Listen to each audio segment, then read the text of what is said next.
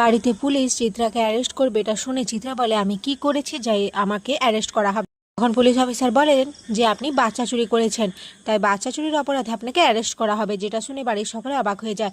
অর্ণা বলে, মা তুমি এটা কি করেছো, কেন করেছো, এসব কি বলছে? তখন অগ্নি বলে, হ্যাঁ মেজমা, তুমি এটা কি করেছো? আচ্ছা তুমি আমাদের বাচ্চা চুরি করনি তো? যেটা শুনে সকলে অবাক হয়ে যায়। তখন চিত্রা নিজেকে বাঁচানোর অনেক চেষ্টা করতে থাকে, কিন্তু সে কিছুতেই পারে না। এদিকে অঙ্কিত এসে বলে, ছি, তোমাকে আমার মা বলতেও ঘৃণা হচ্ছে, তুমি নাকি মা? তুমি কি করে পারলে আর একটা সন্তানকে তার মায়ের থেকে আলাদা করে দিতে? বুঝলে না যে মায়ের মন তার বাবা মা কেমন থাকবে? তুমি আমাদের পরিবারটাকে শেষ করে দিয়েছো, আমাদের পরিবারের আনন্দ সব ধুলোয় মিশিয়ে দিয়েছো। একবার বিগ ব্রোর কথা ভাবলে না? বিগ ব্রো কতটা কষ্ট পেয়েছে জানো? তুমি তো দেখছিলে নিজের চোখে, কিন্তু তারপরেও তুমি এরকম একটা কাজ করলে। এই বাচ্চাটা এই বাড়িতে আসবে বলে তার জন্য আমরা এত কিছু করলাম, তুমি সেই বাচ্চাটাকে নিয়ে এভাবে একটা খেলা খেলছি। তোমাকে মা বলতেও আমার ঘেন্না করছে। তখন চিত্রা অঙ্কিতকে বোঝানোর চেষ্টা করে, বলে, অঙ্কিত তুই আমার কথাটা একটু শোন। কিন্তু অঙ্কিত চিত্রার হাত সরিয়ে দেয় নিজের শরীর থেকে, বলে, তুমি আমাকে একদম ছোবে না, তুমি একটা নোংরা মনের মানসিকতা নিয়ে রয়েছো চিত্রা গুহ, তুমি আমাকে স্পর্শ করবে না। তোমার ওই পাপিষ্ট হাত যদি আমার গায়ে লেগে যায় তাহলে আমিও পাপ বোধে জর্জরিত হয়ে যাব। এরপর চিত্রা সবাইকে কনভিন্স করার চেষ্টা করে, কিন্তু কেউই চিত্রার কথা শোনে না। সঞ্চিতাও বলে, তুই আমার জীবনটা নষ্ট করে দিয়েছিস, এখন আমার ছেলে বৌমার জীবনটাকেও নষ্ট করে দিতে চাইছিস? তোকে আর কিছুতেই আমরা ক্ষমা করব না, তোকে জেলের ঘানি টানতেই হবে। এরপর পুলিশ অফিসার চিত্রাকে নিয়ে যেতে থাকে।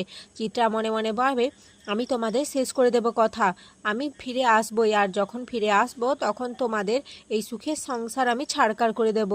দিকে চিত্রা চলে যেতেই অঙ্কিত আর অর্ণা খুব ভেঙে পড়ে। অগ্নি তাদের বোঝানোর চেষ্টা করে যে তারা কোনো এতে দোষ করেনি, তাই তাদের এভাবে কষ্ট পেলে হবে না। অঙ্কিত বলে, আমি কিভাবে তোর কাছে আর কথার কাছে মুখ দেখাবো বিগ ব্রো? আমার মা, আমার নিজের মা কি না এরকম একটা ঘৃণ্য কাজ করেছে? অগ্নি অঙ্কিত আর অর্ণাকে জড়িয়ে ধরে তাদের সান্ত্বনা দেয়। এরপর অগ্নি মনে মনে ভাবে, আমি তো কথাকে এখনো বলতেই পারলাম না যে এটা অ্যাডপ্টেড চাইল্ড, আর আমাদের সন্তান তার মানে ভালো রয়েছে, বেঁচে রয়েছে, কিন্তু কোথায় রয়েছে আমাকে তাকেও খুঁজে বের করতে হবে।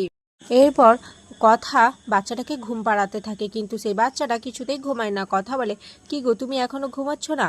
পাচক মশাই আপনি আসুন, আপনার বাচ্চা এখনো ঘুমোয়নি। তখন অগ্নি বলে, দেখতে হবে না কার মেয়ে, ওর এসব প্যানপ্যানানি গান পছন্দ নয়, তুই যেভাবে প্যানপ্যানানি গান গাইছিস ওর ইংলিশ গান পছন্দ, তার জন্যই মনে হয় ঘুম ধরছে না। এরপর কথা বলেন, না আসলে কি বলুন তো, যখন বাচ্চারা পেটে থাকে তখন হচ্ছে ওরা, আমরা যখন হাঁটাচলা করি মানে মায়েরা, তখন ওরা ঝুলতে থাকে, তাই ওরা তখন ঘুমিয়ে পড়ে, আর রাত্রিবেলা ওরা জেগে থাকে।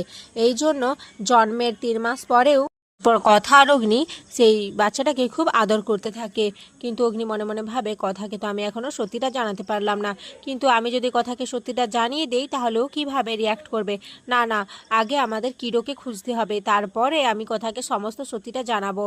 এরপর দেখা যায় প্র্যাটি অগ্নিকে ফোন করে জানায় যে তারা আসল কিরোকে পেয়ে গেছে। আগামী পর্বে দেখা যায় কথা যখন এই অ্যাডপ্টেড বাচ্চাটাকে আদর করছিল, তখনই অগ্নি দরজার আড়াল থেকে সমস্ত কিছু দেখছিল। কথা অগ্নি কীভাবে আড়াল থেকে দেখতে পেয়ে যায় আর বলে, কি পাচক বসে আপনি আড়াল থেকে কি দেখছেন? তখন অগ্নি আর কথা একে অপরের দিকে তাকিয়ে থাকে। আর এখানে আজকের পর্ব শেষ হয়ে যায়।